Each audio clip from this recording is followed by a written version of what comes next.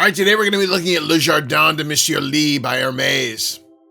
If you're thinking of buying this fragrance or any others over at fragrancenet.com, use the discount code linked in the description below to get 30% off your entire purchase.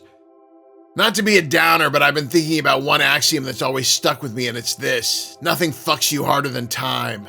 So put on your Snuggie, pour yourself a glass of scotch, and curl up by the fire so I can tell you all about it. For what is life but a temporary victory over that which will cause our inevitable death? This is a fragrance about time, not in a nostalgic, wistful way. No, this is time as an unstoppable force, time as an executioner. It smells like a garden, yes, but not a perfectly manicured one. It's the kind of garden you return to after many years away, only to find the walls crumbling, the pond overtaken by algae, the stone path cracked and uneven. Everything is still beautiful and fragrant, but in a way that reminds you that nothing stays untouched forever. It opens with kumquat, a bright tart citrus that hits you like the realization that your 20s are over. It's energetic, fleeting, and slightly bitter, like watching the sunrise after a night you never wanted to end. But don't get too comfortable, because that sharp, juicy burst fades faster than your childhood dreams, making way for something softer. The heart of this fragrance is jasmine and mint, a mix of freshness and fragility that lingers like a memory you just can't quite hold on to. It's light, airy, and just a little green, like the scent of morning dew on leaves that will evaporate just as soon as the first rays of sunlight hit them.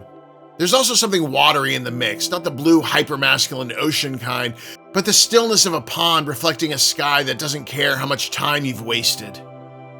And then the base, soft musk and the light resinous sweetness of elemi, like the scent of sun-warmed skin at the end of a long afternoon just before the cold evening sets in. It's delicate, fading, inevitable.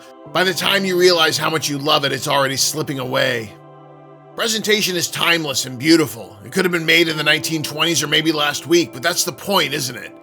The atomizer is fine, but again, it's there to show you that time is like a face on the water. Longevity? You'll maybe get 4 to 5 hours. Projection? Subtle, almost secretive. But again, that's the point. This isn't a fragrance that demands attention. It's a fragrance that reminds you that no matter how tightly you hold on, everything slips through your fingers. Is this going to get you compliments? If you're asking that question, then you've missed the entire point of this lesson.